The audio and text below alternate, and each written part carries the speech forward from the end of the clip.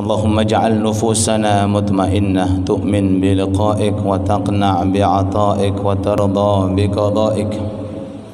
اللهم اجعل نفوسنا مطمئنة تؤمن بلقائك وتقنع بعطائك وترضى بقضائك. اللهم اجعل نفوسنا مطمئنة تؤمن بلقائك وتقنع بعطائك وترضى بقضائك. الحمد لله الذي جعل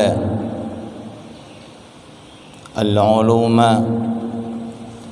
للمؤمنين مسلكا للمراتب العالية.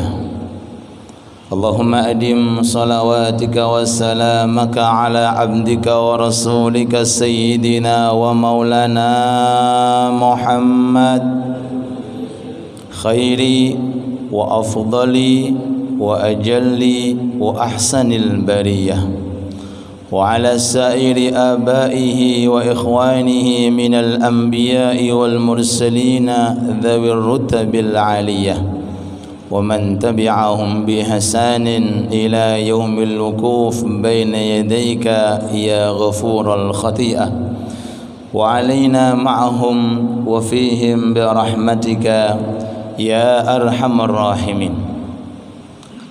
سبحانك لا علم لنا إلا ما علمتنا إنك أنت العليم الحكيم، وتب علينا إنك أنت التواب الرحيم. Amma ba'd. Sesepuh bini sepuh yang kami muliakan, segenap jajaran takmir dan seluruh para jamaah serta pemirsa yang dirahmati Allah Subhanahu wa ta'ala. Perlu kita ketahui bahwa di antara sesuatu yang perlu untuk kita cari di dunia ini, selain rezeki, selain harta, selain kedudukan, selain benda harta, telah dianjurkan oleh Allah Subhanahu wa ta'ala kepada junjungan Nabi besar Muhammad sallallahu alaihi wasallam untuk mencarinya.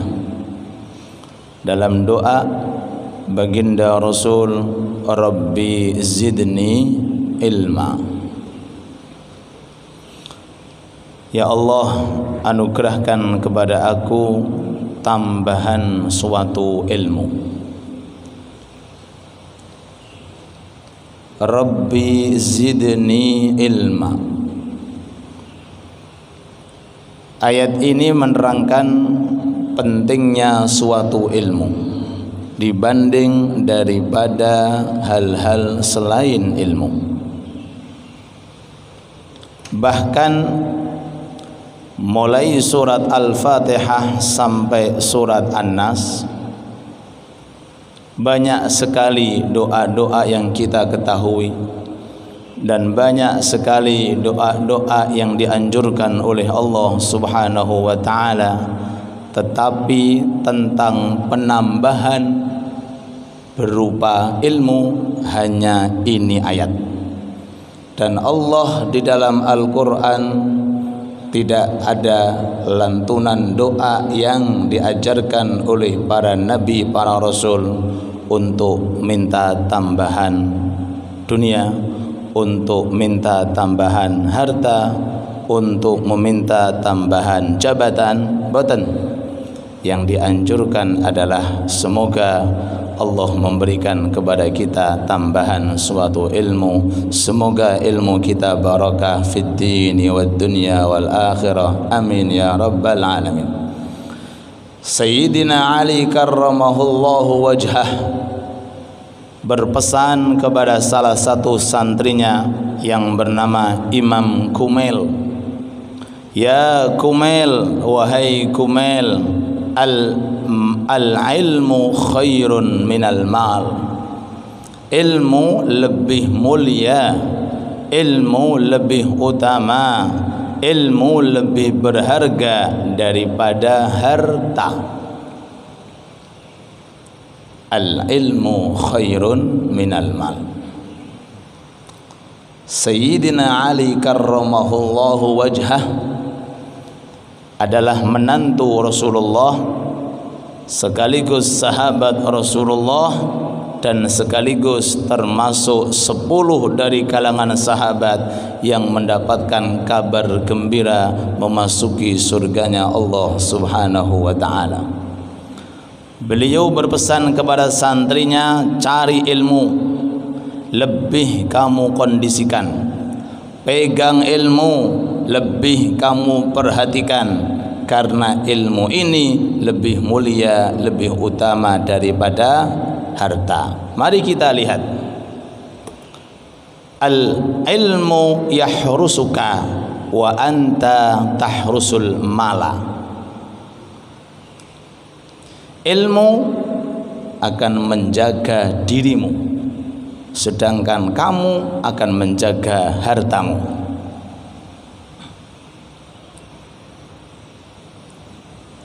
Selama orang itu memiliki ilmu, selama seseorang itu mengkaji ilmu, dirinya akan terjaga,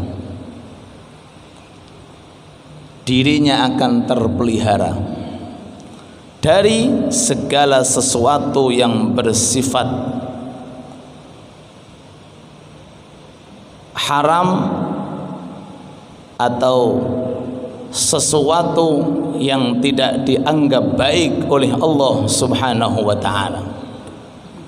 Terhindar dari perilaku yang buruk, terhindar daripada perilaku yang berbau maksiat, terhindar dari pandangan yang haram, terhindar daripada pendengaran yang haram, terhindar daripada pembicaraan yang haram, terhindar pula daripada, mohon maaf, mencari nafkah atau rizki yang bersifat diharamkan oleh Allah Subhanahu wa ta'ala. Sebab apa?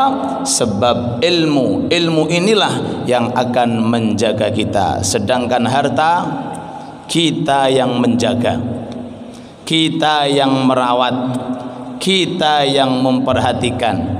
Selama orang itu banyak hartanya, selama pula banyak pikiran yang harus dikuras.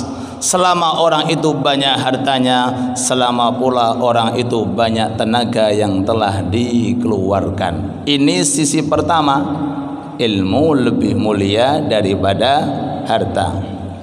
Yang kedua, al-ilmu yazidu bil infaq wal mal yanqusu bil infaq. Ilmu niku tambah niku kalau diajarkan. Ilmu niku saged berkembang, saged tambah, saged tambah, saged tambah, saged barokah, saged barokah, saged barokah, itu kalau diajarkan kepada anak kerabat kita, atau mungkin disalurkan, atau mungkin bahasa sekarang di-share ke grup fulan, ke grup fulan, dengan tujuan apa?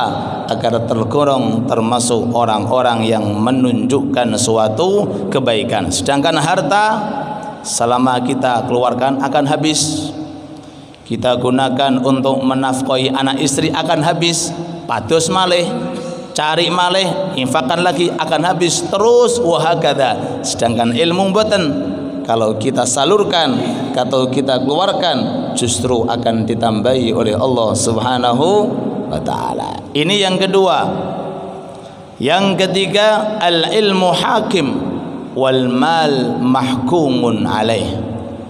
Ilmu di hari kiamat niku penyelamat, hakim yang akan memutuskan, yang akan memberikan keselamatan. Sedangkan harta kekayaan kita akan dihakimi oleh Allah, akan dihukumi oleh Allah Subhanahu wa ta'ala. Selama orang itu banyak ilmunya di akhirat, selama pula orang itu mudah untuk mendapatkan surganya Allah. Selama pula orang itu banyak hartanya dan kedudukannya, maka selama pula dia akan mengalami rasa kecapean di saat dihisab oleh Allah Subhanahu wa taala. Semoga ilmu yang kita cari diberkahi oleh Allah, dan semoga harta kekayaan yang kita kumpulkan mudah-mudahan diberkahi oleh Allah sehingga mampu untuk kita gunakan bersama-sama memfasilitasi untuk mendapatkan ilmu yang bermanfaat. Amin ya rabbal alamin. Kita bacakan doa untuk almarhum Haji Munadi Haji Rais Haji Mujanah Hajah, atau almarhumah Ibu Umroh, almarhumah Ibu Masnah, almarhum anak Adam. Semoga Allah Subhanahu wa taala mengangkat derajatnya, meninggikan kedudukannya, dan menerima rohnya dan segala kesalahan ataupun perilaku yang kurang pas selama di dunia mudah-mudahan diampuni oleh Allah, dan mudah-mudahan termasuk orang-orang yang dipilih oleh Allah Ta'ala bisa berkumpul di surganya Allah bersama para kekasih-kekasih Allah, dan dilapangkan oleh Allah Ta'ala di alam barzahnya, dan semoga meninggal dunia saat itu dalam kondisi husnul khatimah. Amin ya rabbal alamin. Khususnya untuk almarhum dan almarhumah, dan umumnya untuk semua almarhum dan almarhumah kita semuanya, dan untuk seluruh umat muslim muslimah dimanapun berada. Ala hadhihi niyyah wa kulli niyyatin salihah jami'ah syamilah wa ala ma nawahu salafuna salih wa ila hadratin Nabi Muhammad sallallahu alaihi wasallam. Al-Fatihah.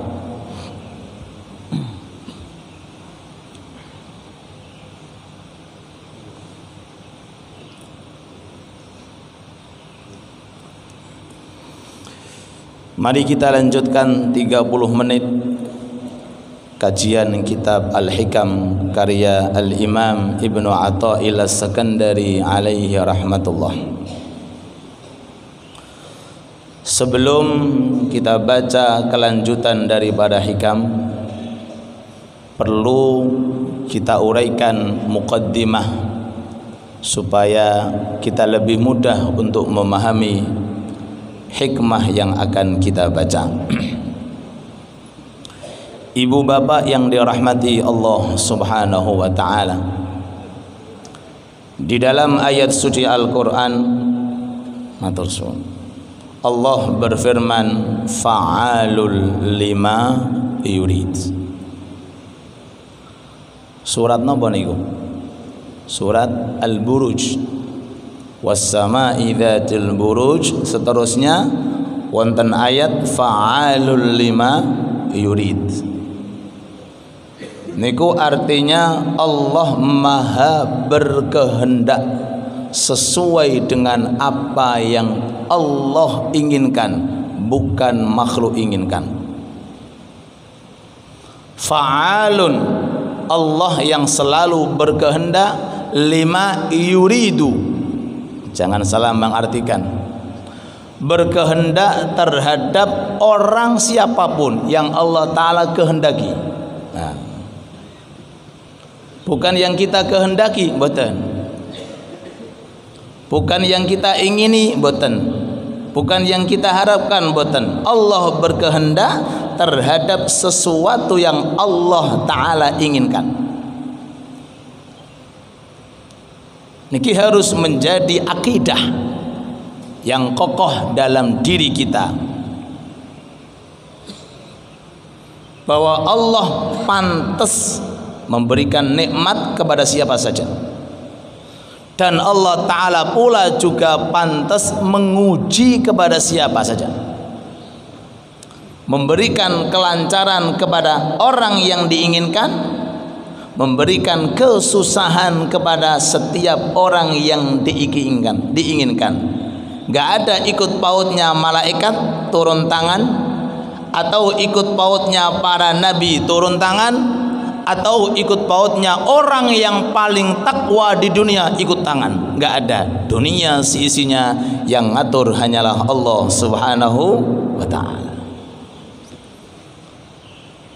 Jadi segala sesuatu yang sudah kita lalui, tahun ini, tahun sebelumnya, dan tahun-tahun yang akan datang, tidak ada satupun dari kalangan makhluk ikut campur untuk menentukan dan untuk menghendaki.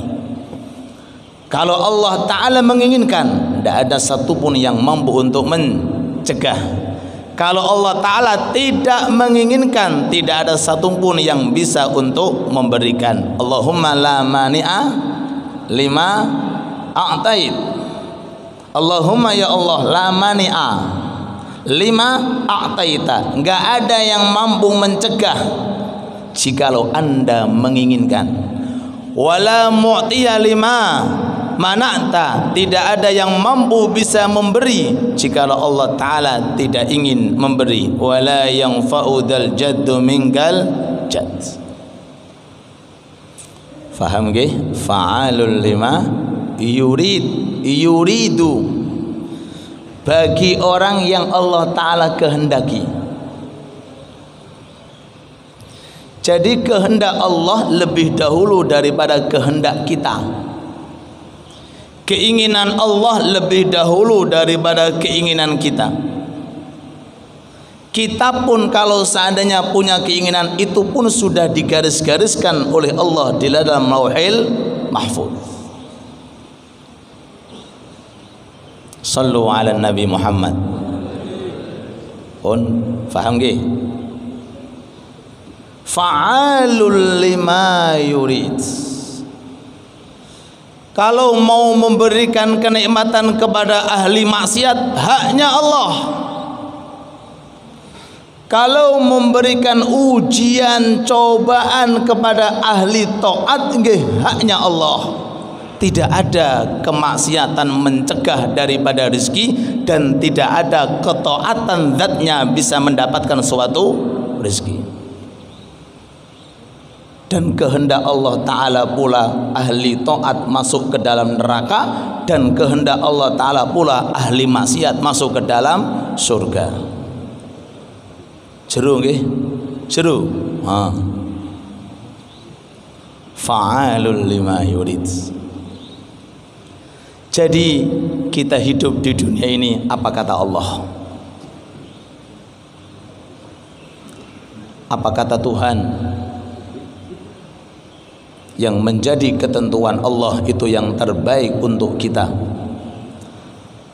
dan yang menjadi kehendak Allah Ta'ala itu yang terbaik untuk kita. Maka kembalikan semuanya kepada Allah.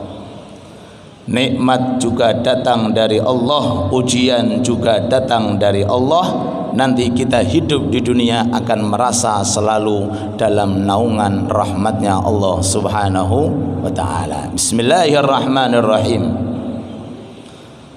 Monggo yang ada kitabnya dihayati, dibuka, mari bersama-sama kita artikan. Liyukhaffif anka alamul bala ilmuka bi annahu subhanahu wa ta'ala huwal mubli lak. Liyukhaffif anka alamul bala au alamal bala ilmuka bi annahu huwal mubli lak. Di antara sesuatu yang bisa meringankan pedihnya ujian, kula ulangi malih, di antara trik dan teori agar ujian kita, cobaan yang ada dalam kita ini merasa ringan, hati kita tenang, ibadah bisa tumakninah, ngelampai taat bisa istiqomah walaupun datangnya ujian dan cobaan. Niku teorinya.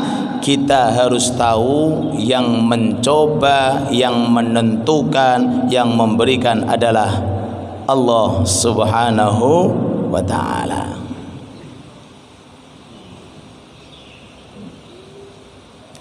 Perasaan kita, keyakinan kita, iktikad kita bahwa Allah satu-satunya zat yang menciptakan ujian, yang membikin ujian, yang mengirimkan ujian dan yang menentukan siapa yang diuji adalah Allah, hal semacam ini pasti akan membuat diri kita merasa ringan saat berada dalam lingkaran ujian Allah Subhanahu wa ta'ala.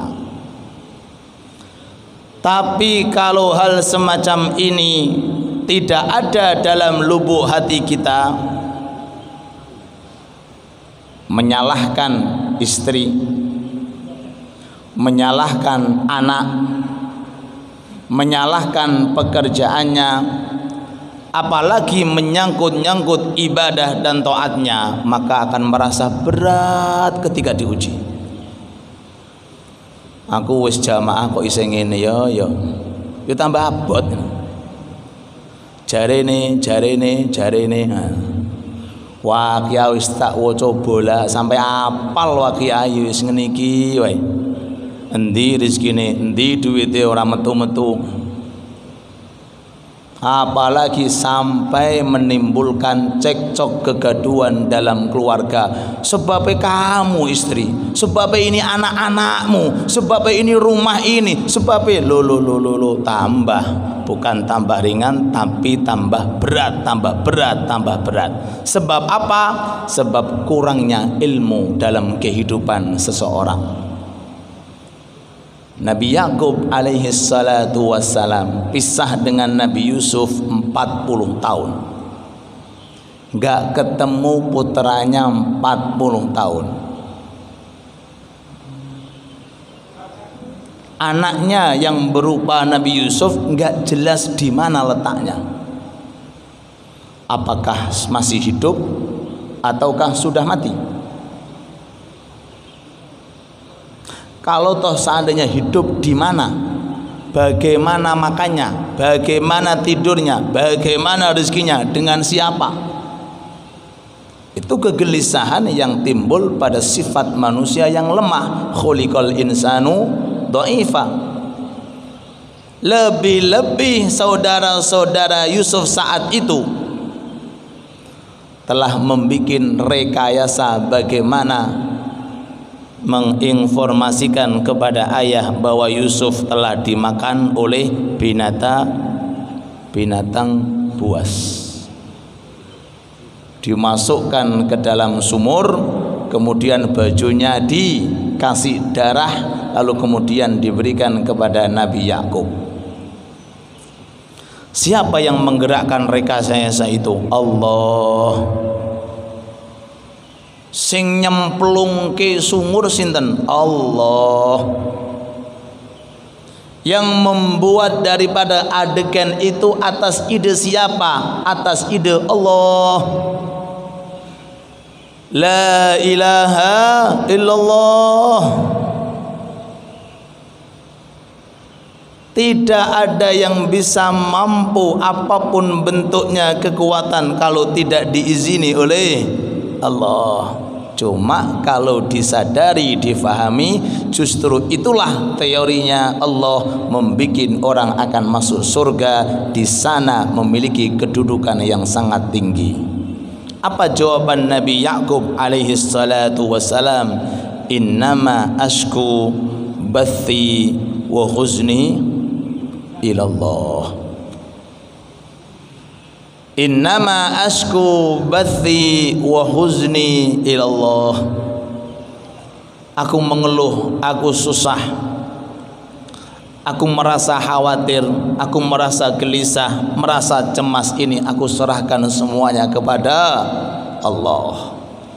Tidak menyalahkan ibu saat itu, juga tidak menyalahkan anak-anaknya yang membikinkan rekayasa. Tidak, juga enggak menyalahkan dirinya, juga enggak menyalahkan siapa-siapa.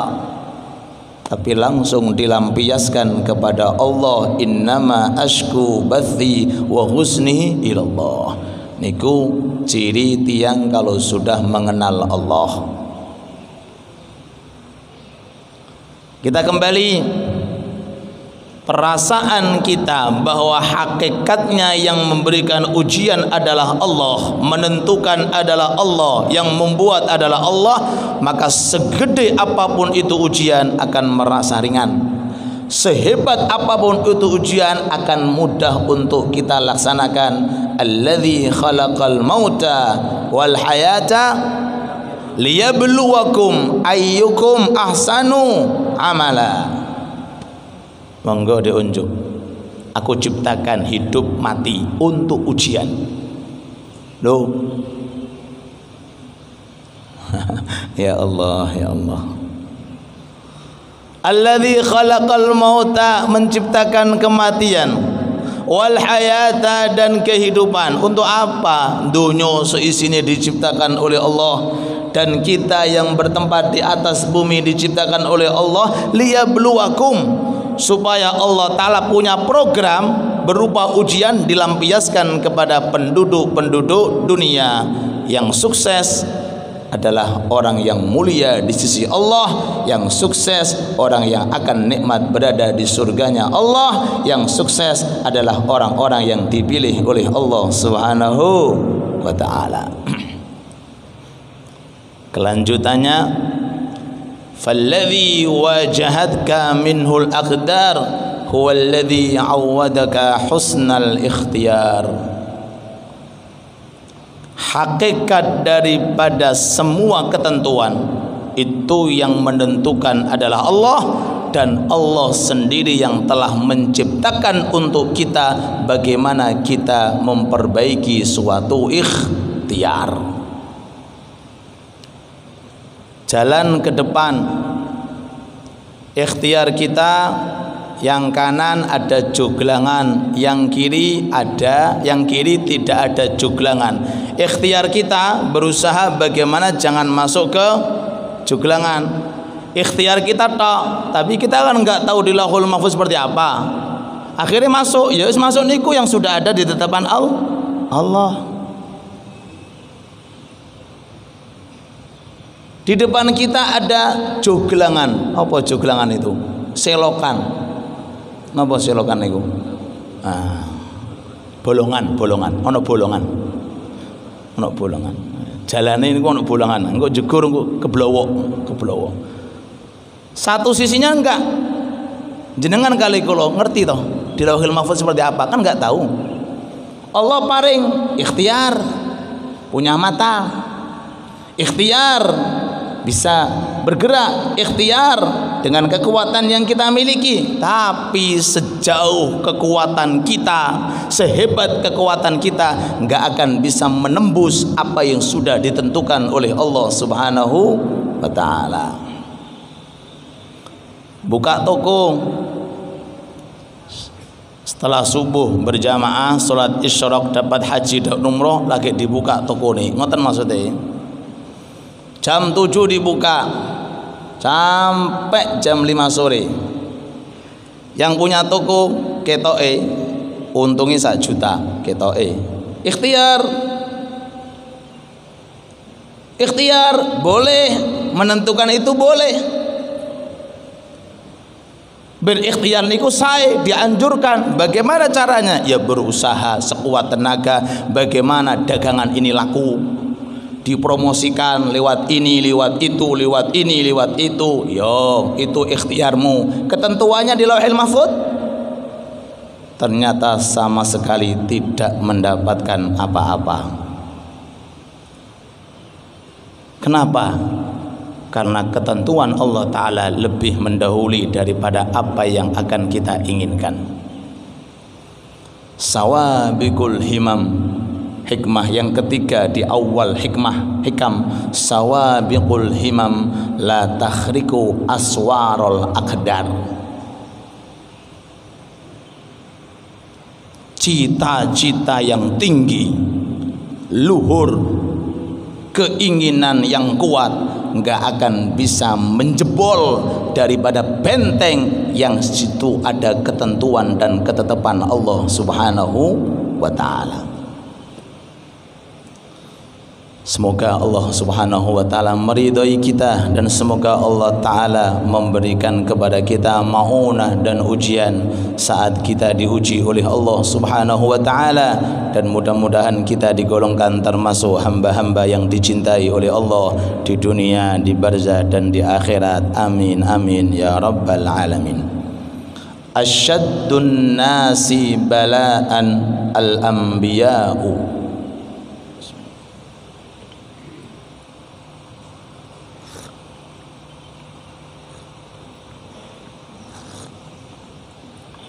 Manusia yang paling banyak ujiannya niku nabi. Sing paling gede ujiane itu rasul. Sing paling kathah dan paling hebat serta paling banyak ujian niku al-anbiya'u, para nabi, para rasul. Menunjukkan suatu isyarah orang kalau punya makom di sisi Allah tidak akan dibiarkan oleh Allah. Nah, jenengan pingin makom napa mboten? Ayo yang dijawab. Pengen punya makom napa mboten? Makom bukan makam. Makom kedudukan. Pengen apa mboten? Pengen. Siap ujian? Lah iku sing ora siap. Lho piye? Abot. Hah?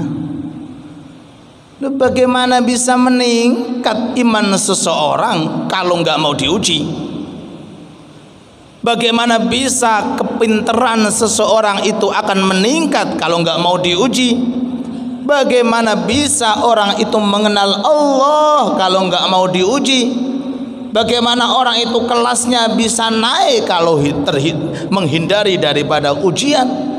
Kalau diuji berusaha sekuat tenaga untuk menghadapi dengan kesabaran, sebab nggak sembarangan orang diuji oleh Allah. Sebagaimana manusia itu pilih-pilih ketika memberi, begitu pula Allah Ta'ala juga pilih-pilih saat memberi. Yang saya maksud bukan rizki. Nek rizki ini bebas, nggak nunggu taat, nggak nunggu Islam, nggak nunggu amal soleh. Kabeh urusan duit diparingi, kabeh urusan makan minum dikasih. Yang saya maksud pemberian yang akan menghasilkan peningkatan iman. Pilih-pilih. Oh, kelas TK, Jose, iki wis kelas SD, KI, bel, supados bisa naik ke kelas SMP. Seorang guru saja yang berstatus manusia lemah nggak mungkin ngasih ujian anak SD seperti ujian anak SMP. Dan tidak mungkin orang yang sudah masuk kelas SMP dikasih ujian TK. Yo enakan pak, siji tambah siji sama dengan loro, lulus. Yo lulus kabeh. Tergantung makomnya seseorang. Selama orang itu banyak ujiannya, melalui istri nguji, anak nguji, kedudukannya nguji, hartanya nguji, luar biasa, orang tuanya juga nguji, lingkungannya juga nguji, selama pula kedudukan orang itu tinggi di sisi Allah Subhanahu. Al-anbiya, para nabi, orang yang paling banyak ujian. Setelah para nabi siapa ya Rasulullah? Tsummal amsal fal amsal. Kemudian orang yang mirip seperti nabi. Jadi kedudukannya mendekati para nabi, para rasul. Monggo jenengan. Tapi jangan minta, ojo njaluk.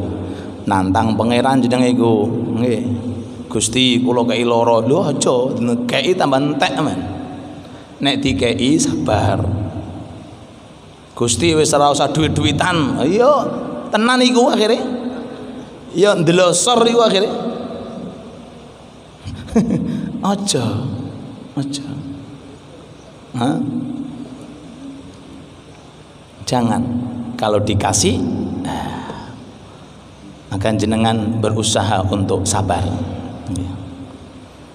La ilaha illallah Muhammad Rasulullah. Mari kita kembali kesimpulan yang bisa kita ambil, dan waktu sudah masuk untuk pertanyaan. Kesimpulan yang pertama,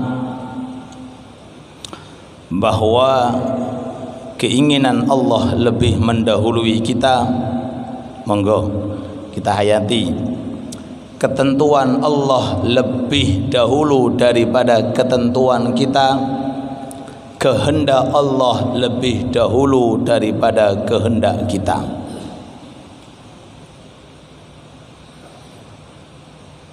Allah menciptakan dunia seisinya, surga seisinya, akhirat seisinya, sudah diciptakan oleh Allah rancangannya sebelum penduduk surga ada, sebelum penduduk dunia ada. Semua yang baik, bahkan mohon maaf yang buruk, apapun tidak akan keluar dari lingkaran qada dan takdir Allah Subhanahu wa ta'ala. Yang dilakukan oleh Nabi Adam, kejadian di surga atas izin Allah. Yang dialami oleh Nabi Nuh, ujian demi ujian, sehingga membuat bahtera yang besar juga atas izin Allah. Yang dialami oleh Nabi Ibrahim, sehingga ingin menyembelih putranya juga atas izin Allah. Yang dialami oleh Nabi Yakub, pisahnya dengan Nabi Yusuf sekian tahun atas izin Allah. Yang dialami oleh Nabi Musa sekian puluh tahun ketemu berhadapan dengan raja yang kafir Fir'aun atas ketentuan dan izin Allah. Yang dialami oleh Nabi Isa, terangkatnya Nabi Isa umur 33 tahun naik ke atas langit saat ingin di bumi, sampai saat ini masih hidup atas izin Allah. Yang dialami oleh junjungan Nabi besar kita Muhammad sallallahu alaihi wasallam, 3 hari 3 malam gak ada sesuatu yang masuk dalam perutnya atas izin Allah. 3 bulan di dalam rumah istri beliau tidak ada api yang dinyalakan karena gak ada makanan atas izin Allah. Rasul dilempari batu oleh penduduk Taif atas izin Allah. Rasul diusir dari Mekah menuju ke Madinah atas izin Allah. Di tengah-tengah gua Thur selama 3 hari 3 malam diancam oleh orang kafir atas izin Allah. Dan saat ini kita duduk bersama di Masjid Baitul Islah ngaji sambil minum kopi atas izin Allah. Alhamdulillah. Nanti takdir kita sahih, mudah-mudahan sahih terusnya, amin Allahumma amin. Ini yang pertama, jangan ditinggalkan zikir selepas sholat. Allahumma la mani alima a'tait wa la mu'tiya lima mana'at wa la radda lima qadait wa la yanfa'u dzal jad minkal jad. Tapi ampun diwaos tok, yo dimaknani ngoten niku Pak, yo diamalke. Ngomongnya Masya Allah getu-getu, pas diuji kelenger. Aduh. Allahumma la mani alima a'tait, nggih Gusti mboten saged napa-napa kula Gusti nek jenengan mboten memberi. Nek jenengan memberi, nek jenengan mboten memberi. Wala radda lima qadait, nek jenengan memutuskan menentukan nasib kula mboten wonten sing saged nolak. Wala yanfa'u dzal jad minkal. Nah, itu di antara zikir yang disunnahkan seusai daripada sholat. Maka kita dianjurkan sekuat tenaga jangan sampai lupa berzikir seusai daripada sholat. Bebas, mau berjamaah silahkan, mau sendirian pun juga silahkan. Yang jelas usahakan berzikir. Ini yang pertama. Kita sepakati insya Allah bahwa ketentuan Allah yang lebih baik, kehendak Allah yang lebih baik, pilihan Allah yang lebih baik. Sing nomor kalih, jangan meminta ujian.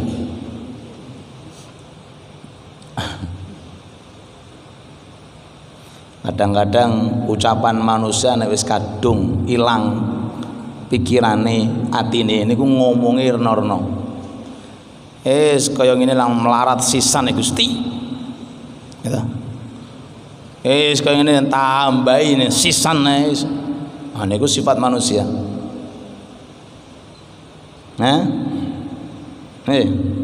Sisan Gusti, jangan meminta suatu ujian. Imam Syafi'i alaihi rahmatullah punya guru Imam Malik. Niku di akhir hayat Imam Syafi'i diuji oleh Allah Ta'ala dengan penyakit namanya bawasir. Jadi keluar darah dari alat belakang. Itu Imam Syafi'i. Kalau seandainya ujian itu dicocokkan dengan ibadah, kelihatannya Imam Syafi'i nggak diuji. Ibadahnya kelas kakap, ilmunya kelas kakap, taatnya kelas kakap. Tapi mboten, nek Allah Ta'ala menginginkan, Allah Ta'ala nggak ngelirik namanya taat dan ibadah.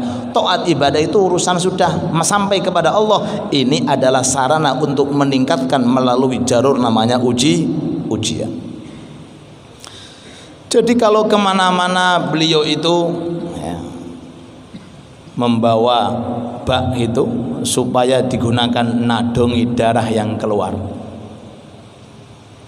Jadi kalau duduk di kursi, di tengah kursinya itu dilubangi. Tidak meninggalkan ngaji, tidak meninggalkan ngajar, tidak meninggalkan istiqomah. Beda dengan kita. Itu ngaji sregep soalnya duitnya akeh. Allah. Pas gak nyekel duit hilang ngajine itu. Semangat jamaah nggih. Awal bulan gajian teko. Coba tengah-tengah akhir bulan, nggih, Pak. Lalu kemudian Imam Syafi'i meminta sebagai berikut, ya Allah, jikalau memang hal semacam ini membuat dirimu ridho kepada aku, tambahi. La ilaha illallah. Ora kok sudo mboten tambahno. Jenengan kali kula tambahi bener. Tergantung makomnya, kedudukannya. In kana hadza yakunu sababan liridhaika anni fazid. Jikalau memang penyakitku seperti ini, keluh kesahku seperti ini, ujianku seperti ini membuat Anda ridho kepada aku, senang kepada aku, tambahi Gusti. Cuma kelasnya Imam Syafi'i. Itu pun sama Imam Malik gurunya ditegur, wahai Syafi'i, jangan ngomong seperti itu. Jangan. Sebab ujian dan cobaan itu milik orang-orang yang memiliki kedudukan tinggi di sisi Allah Subhanahu. Kita ini alhamdulillah. Alhamdulillah bagaimana? Ya kadang-kadang gak nyekel duit seminggu. Alhamdulillah. Niku mudah-mudahan niku mawon. Kadang-kadang kena flu beberapa hari hilang, kadang-kadang kena ngeluh beberapa hari hilang, niku mawon. Alhamdulillah masih ringan. Makanya kata para ulama, di saat kita mendapatkan ujian, elengo nek pangeran iso ngasih ujian luwih gede. Ulang-ulangi malih, ketika orang itu mendapatkan suatu ujian, sakit flu atau mungkin sakit pusing atau mungkin sakit mah, ringan kan niku? Ringan. Ingatlah bahwa Allah Ta'ala mampu untuk kita memberikan suatu ujian lebih dahsyat daripada itu, karena kekuatan Allah tidak terbatas dan kehendak Allah Ta'ala mutlak, tidak ada yang mencegah. Tapi alhamdulillah masih saat itu dikasih ujian yang ringan oleh Allah, maka kita bersyukur kepada Allah Subhanahu wa Ta'ala. Di atas ujian ada ujian, di atas ujian ada ujian, sama seperti di atas kedudukan ada kedudukan, di atas tingkatan ada tingkatan. Semoga Allah Ta'ala memberikan kepada kita kesabaran saat kita diuji oleh Allah Subhanahu wa Ta'ala. Amin ya rabbal alamin. Sing terakhir, Al-Imam Abdullah bin Mas'ud, Abdullah bin Abbas itu keluar kota. Dalam perjalanan mendapatkan kabar dari seorang khadim, pembantu di rumahnya, bahwa putranya telah meninggal dunia. Ujian iya, cobaan iya, tapi bagi para arifin adalah penghargaan.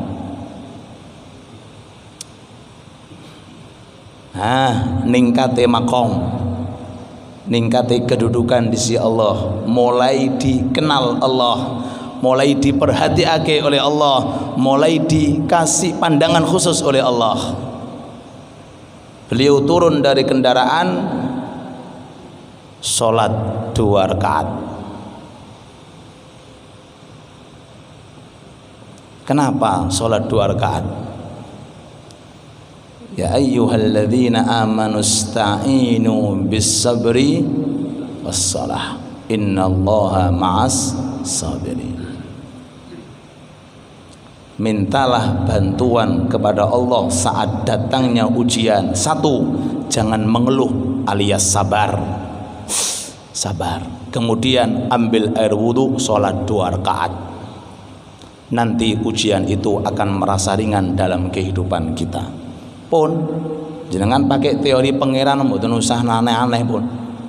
Datang masalah bertubi-tubi seandainya tentang ekonomi, tentang rezeki, tentang apapun lah bentuknya, perbanyak sholat. Kana Rasulullah idza hammahu syai'un harwala ila shalah. Rasul alaihi salatu wassalam kalau sedang ketemu masalah dalam kehidupannya, entah itu masalah pribadi, masalah keluarga, masalah lingkungan, masalah luar, harwala ila sholat, cepat-cepat ngetok pintu Allah, yaitu dengan melakukan yang namanya sholat. Apa niki? Sholat nafil mutlak, minta bantuan supados ridho dan rela terhadap qada Allah. Niku naminipun sholat nafil mutlak. 2 rakaat, 2 rakaat, terus 2 rakaat, tidak ada larangan untuk sholat. Apa niatnya? Sholat nafil mutlak supados dikasih kekuatan oleh Allah. Jangan sampai iman turun, jangan sampai kedudukan turun, jangan sampai martabat turun. Karena apa? 1 kesalahan, enggak ridho dan tidak senang terhadap ujian yang telah diberikan oleh Allah Subhanahu wa Ta'ala. Semoga kita semuanya diberi nikmat oleh Allah Ta'ala sehingga mampu bersyukur, dan semoga kita saat diuji oleh Allah mudah-mudahan bersabar. Amin ya rabbal alamin. Rabbana atina fid dunya hasanah wa fil akhirati hasanah wa qina adzaban nar walhamdulillahi rabbil alamin. Monggo jika ada pertanyaan, monggo diunjuk nih.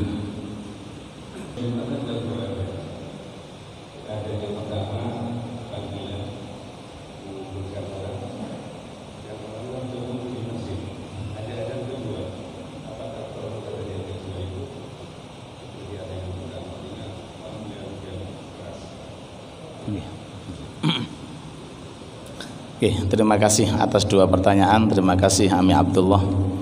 Semoga dengan pertanyaan ini kita bisa mendapatkan ilmu yang manfaat dan barokah, dan semoga dengan pertanyaan ini maka kita semuanya insya Allah digolongkan termasuk orang-orang yang cinta terhadap majelis taklim dan suka untuk membuka daripada ilmu-ilmu yang belum diuraikan. Amin Allahumma.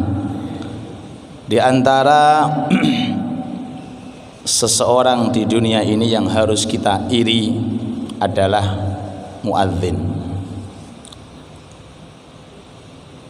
Adzan. Cuma sayangi sitok tok, gak oleh ping pindho, gak oleh ping telu niku tok. Nggih. Lau ya'lamuna ma fin nida. Kalau seandainya orang itu tahu fadilah adzan, rebutan adzan itu. Lau ya'lamuna ma fin nida'i la'atauhuma walau habwan, maka mereka akan datang sambil merangkak menggunakan lutut. Bagaimana mboten? Satu, semua malaikat akan menjadikan saksi di hari kiamat. Satu.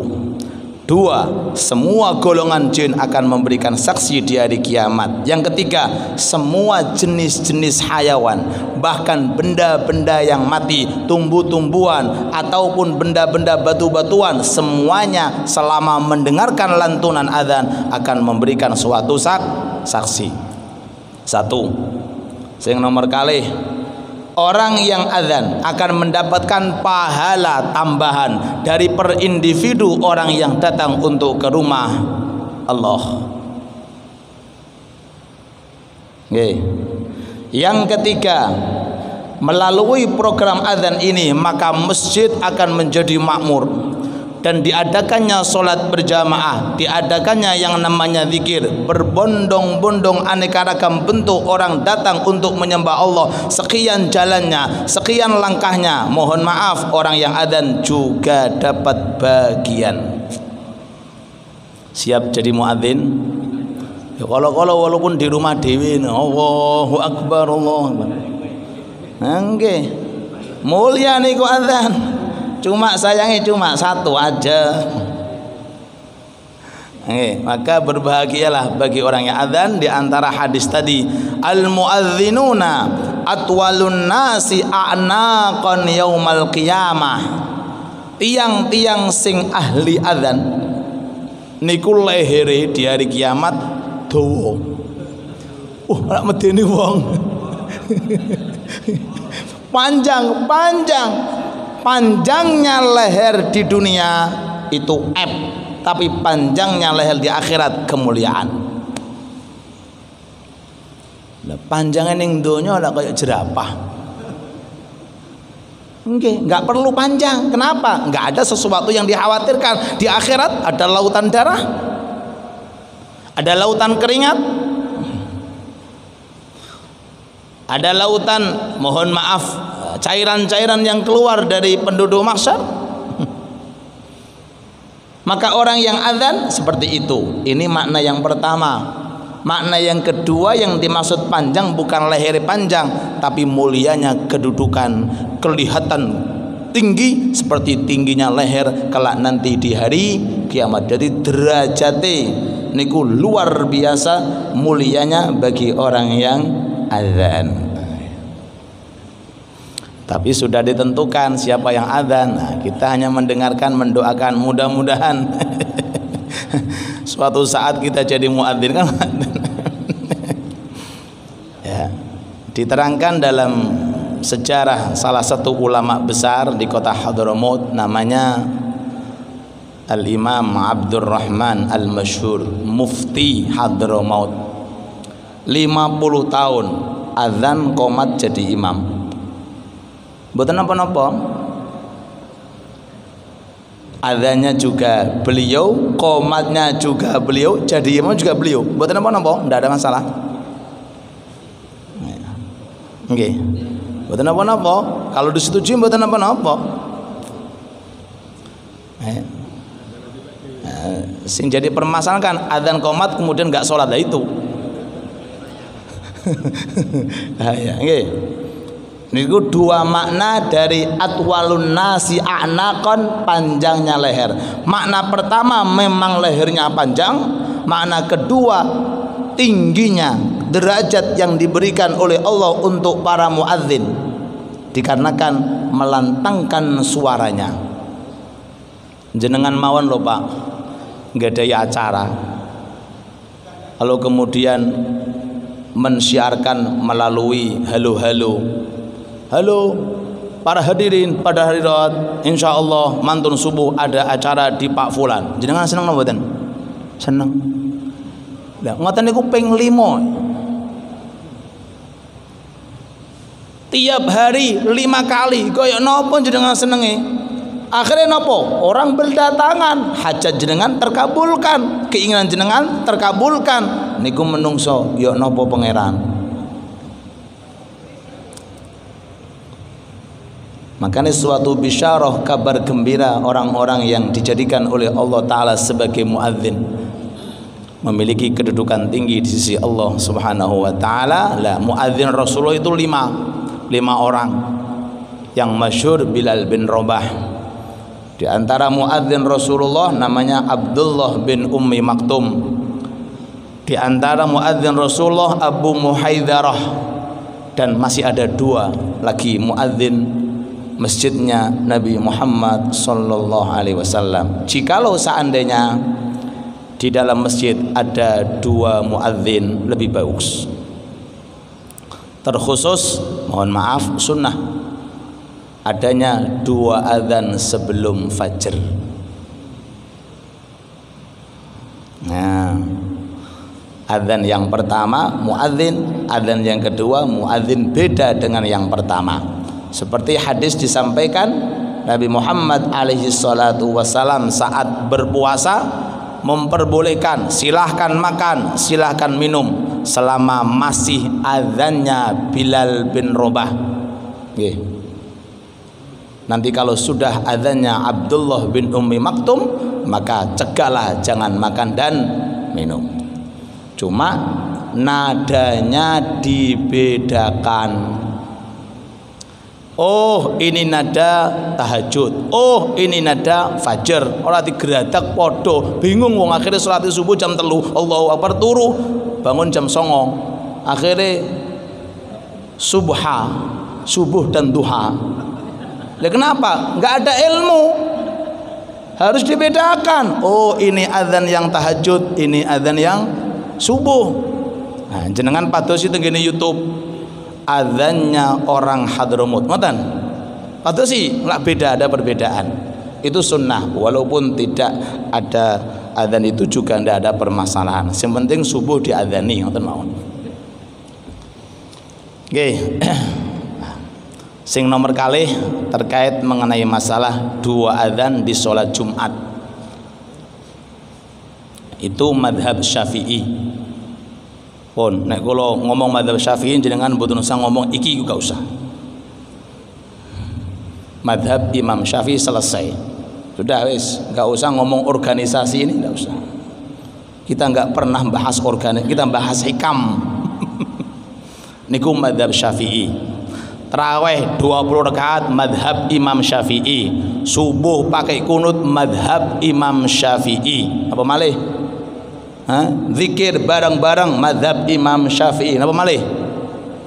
Tahlilan acara madhab Imam Syafi'i. Selesai. Okay. Madhab Imam Syafi'i memang adzan 2 kali.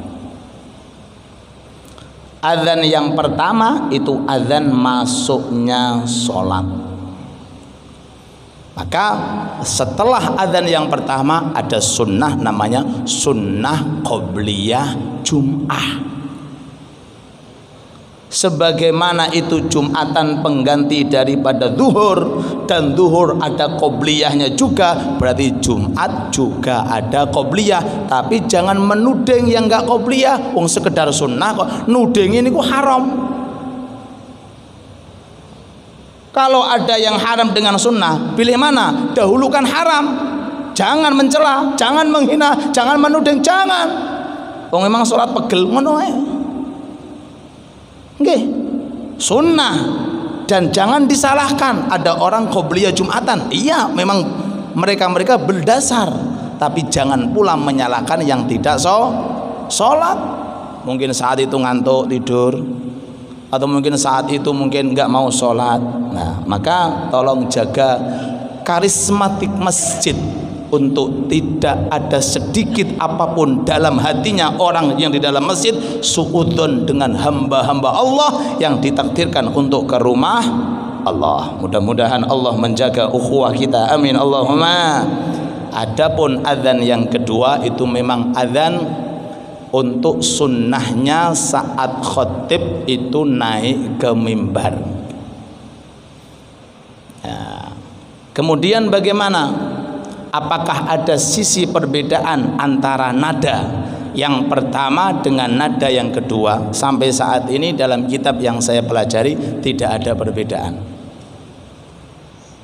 Adzan yang pertama nggih kenceng, adzan yang kedua nggih kenceng, beda dengan qomat. Nek adzan memang dikencengkan. Kenapa? Tujuannya adzan supaya orang berdatangan. Tapi nek qomat mboten usah kenceng-kenceng, sebab sing dikenceng-kenceng wis teko ning gone masjid. Artinya apa? Volumenya agak dipelankan kalau untuk qomat. Kalau untuk adzan yang kedua pun nggih dikencengkan mboten napa-napa, enggak ada permasalahan. Karena nggak ada adzan dipelankan, nggak ada. Adzan itu dikeraskan dengan tujuan memang untuk mendatangkan orang ke masjid. Yang kedua memang itu sunnah, seperti itu harus ditegakkan. Walaupun yang berdatangan juga sudah ada di dalam keterangan yang ada tentang perbedaan adzan dengan qomat. Nek qomat memang suara agak dipelankan volumenya. Kenapa? Karena tujuan qomat itu menunjukkan bahwa sholat sebentar lagi akan dikumandangkan.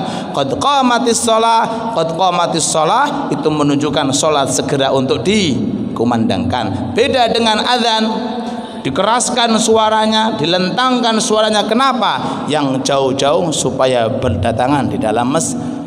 Ini keterangan yang sampai saat ini saya dapati tidak ada perbedaan, dan itu yang saya lihat juga di kota Hadramaut selama ini saya berada di sana. Enggak ada perbedaan antara adzan yang pertama dengan adzan yang kedua.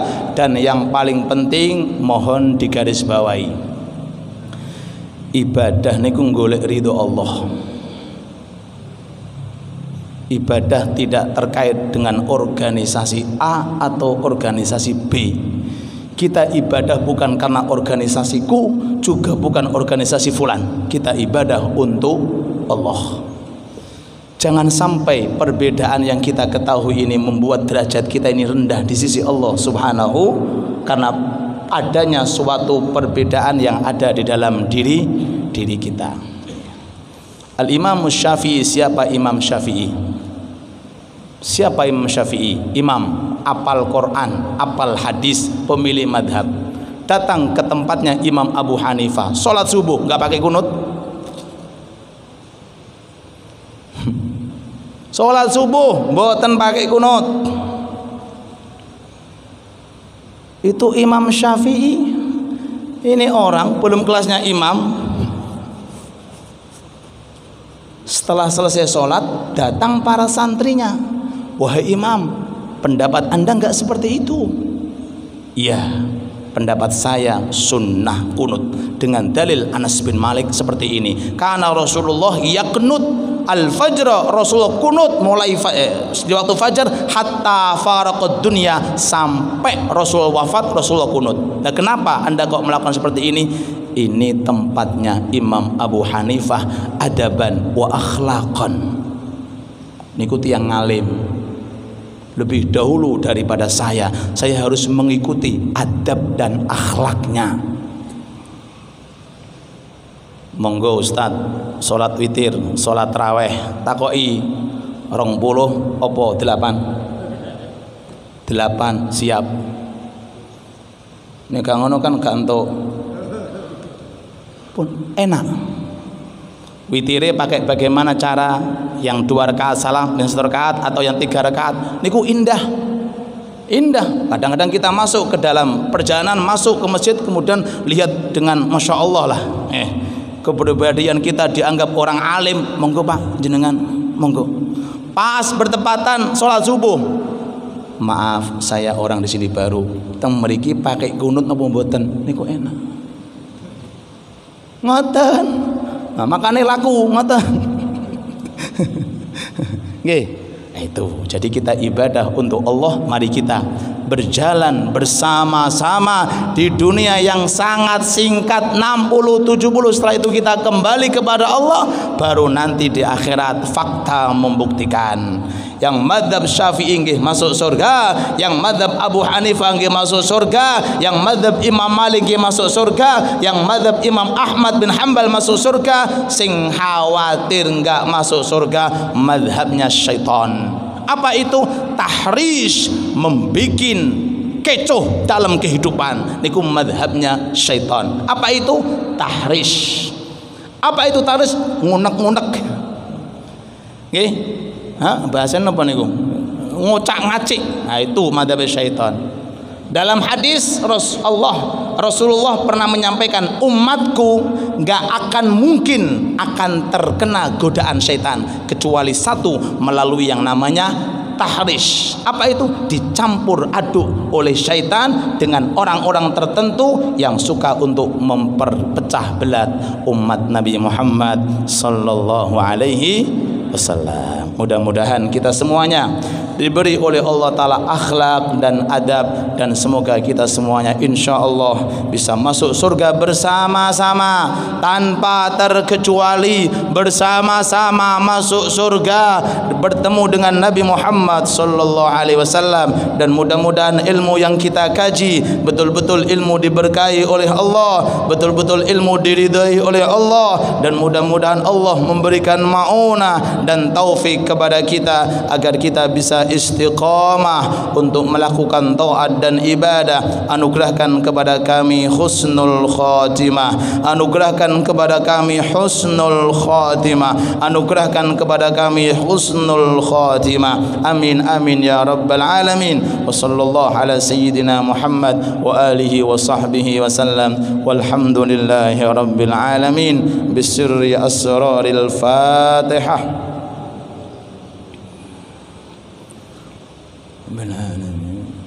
مولاي صل وسلم دائما أبدا على حبيبك خير الخلق كلهم.